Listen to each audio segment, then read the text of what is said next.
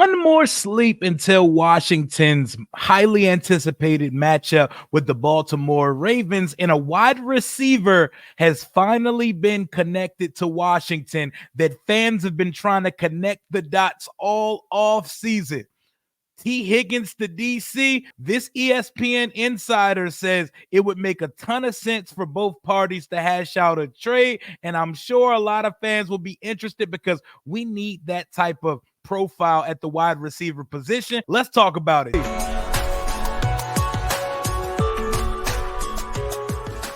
What's going on, Washington Commanders Nation? It's your boy Rio Robinson, back with the latest and greatest on the Rambling with Rio YouTube channel, where we ramble about the Washington Commanders on this Saturday afternoon. One more sleep away from Washington at Baltimore.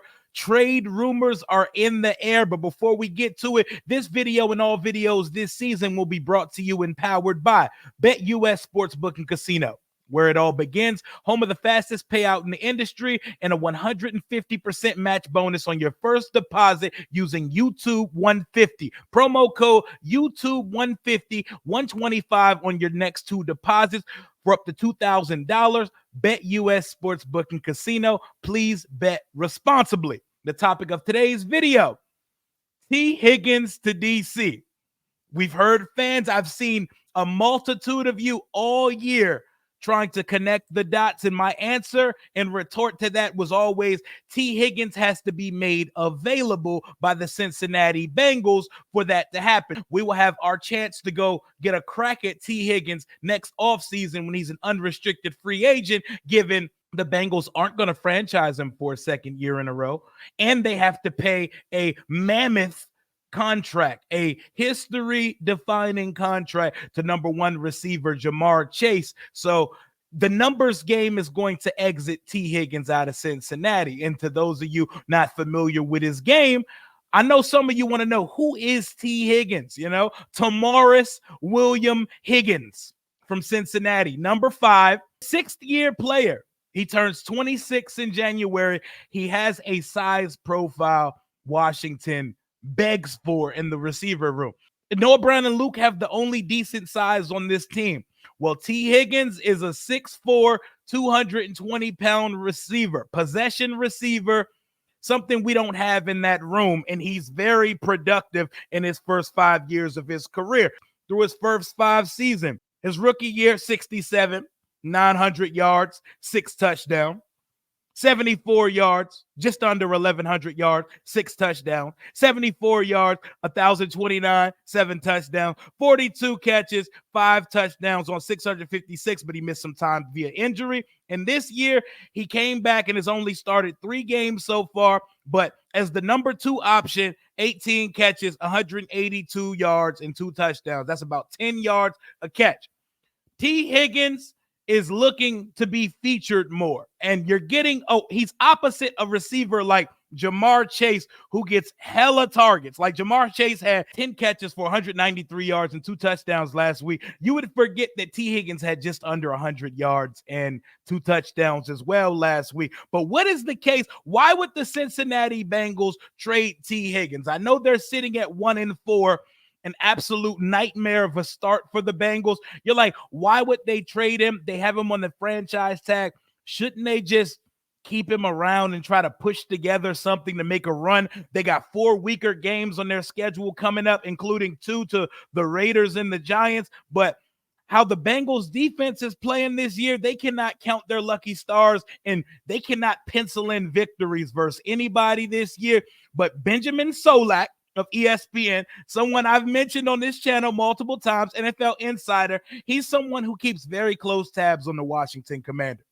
I always talk about the 2 people most critical of Cliff Kingsbury, who are now giving him his flowers, are Mina Kimes and Benjamin Solak. They even kumbaya on her podcast to talk about Cliff and this offense once a week on the Mina Kimes podcast featuring Lenny. Shout out to Mina Kimes. But yes, they're very critical of him. His argument is that trading T. Higgins has been a hot topic. He isn't expected to be a long-term option and is playing on the franchise tag. He missed the first 2 games of the season to come back against the Commanders. He had 39 yards then. His production has an uptick over the last couple weeks. Benjamin Solak says The struggling Bengals should trade him and amplify their defense. Here's the rationale. If they aren't able to turn their season around, the Bengals have to get serious about where they are in the life cycle of their team building. The Chiefs traded Tyreek Hill away. The Bills traded Stephon Diggs away. When your star rookie contract quarterback starts to hit the salary cap and gets that mega quarterback deal, that historic deal, you cannot always pay everybody else on the roster. Sometimes you need him to make do with fewer expensive veteran pass catchers. So those were older players than T. Higgins. T. Higgins is younger than the rest of those guys. But if Cincinnati isn't willing to give him a long-term deal alongside Jamar Chase's, who is going to get a history-defining contract in the upcoming offseason, then Cincinnati should take a page out of the Washington Commanders playbook with what they did with Montez Sweat, Chase Young, and what the Giants did with Leonard Williams. I'm quoting Benjamin Solak, by the way. And the Bears were not willing to pay Roquan Smith. Same situation in Baltimore. That it has to trade him while the value is still good, especially considering how weak the team's interior defensive line is. Pulling the gun on something like this is reasonable. They could ask for someone like Jonathan Allen, but that doesn't mean Washington's ready to play ball. Here's where it gets interesting. He talks about what the trade value for T. Higgins is. And he says a 2025 third round pick. And I'm like, let's play ball. We got two of those bad boys. You can have ours. I'd consider giving you Miami's that we got from Philadelphia in the Jahan Dotson trade. Here's where it starts to get a little too rich for my blood, even though I'd still consider the trade. He attaches a 2026 conditional third. So a 2026 fourth rounder that could turn into a third depending on production. And if you follow T. Higgins' career in Cincinnati, he's going to produce. And that would not stump the growth of Luke McCaffrey or any of our younger receivers. A receiving core of Terry on one side with T. Higgins on the other, and Luke McCaffrey and Olamide Zaccheaus in the slot with De'Ami Brown and Noah Brown fitting in that offense as well. That turns into a young, top-tier, high-ceiling-ass receiver room. And yes, I know Luke McCaffrey is getting open every week. That's not going to stop because T. Higgins is put into that lineup. Giving up potentially 2/3 for a guy that's going to walk scot-free next offseason in March when free agency and the new league year begins. That's when it starts to get too rich for my blood. But it would be totally understandable for possible executive of the year, Adam Peters, to start having these conversations. Hey, Cincinnati, you're 1-4. Your season's in the fucking trash can already. Let's have a conversation. Y'all aren't re-signing T. Higgins. Y'all got to re-sign Jamar Chase. So let's have a realistic conversation. Y'all are losing this motherfucker in March. So let's talk real. We will throw you this additional third we just added for Jahan Dotson and turn that into T. We have the cap space to make it work. We will give him a contract. Shit, we'll even give Terry some more money if need be. But Terry not the kind of guy to say, oh, you signed another receiver. I need more money today. That's not how he operates. And I know most of our fan base, they want no part of the Devontae Adams diva conversation. They don't want Romeo Doubs because he showed disgruntledness as well. T. Higgins is playing ball. Maybe the first couple weeks of the season he could have played, but he chose not to because he made a business decision. But on the franchise tag, he's going out there on Sundays. He's playing, and he just lit up the Baltimore Ravens on Sunday. So we can have a 1A, 1B receiver room here in D.C. with Terry McLaurin, T. Higgins. Put Luke McCaffrey in that slot. Let Noah Brown, De'Ami Brown, and Olamide Zaccheaus solidify the room. And Washington goes from having one of the more unknown and unheralded wide receiver rooms in the league to wide receiver becomes a strength for the team. Let me know in the comments what you think. Should Washington say fuck it and go all in on this season and throw them a third plus for T. Higgins just so we can get it out the way now because we're going to shoot our shot in the offseason? Or should Washington keep all of its draft capital and let the Bengals do whatever they wish with T. Higgins and try to pitch him in free agency? And he's going to have an absolutely robust market in the free agent period next year. Washington's a destination now, baby.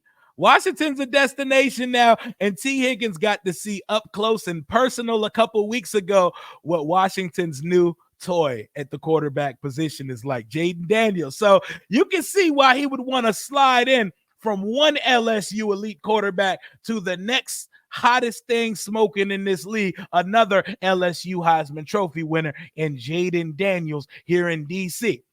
I could see it either way. I think if it was for 1/3 round pick, you lose a third that you just got from Philadelphia for Jahan Dotson, then you can look at it in the language of, we flipped Jahan Dotson for T. Higgins.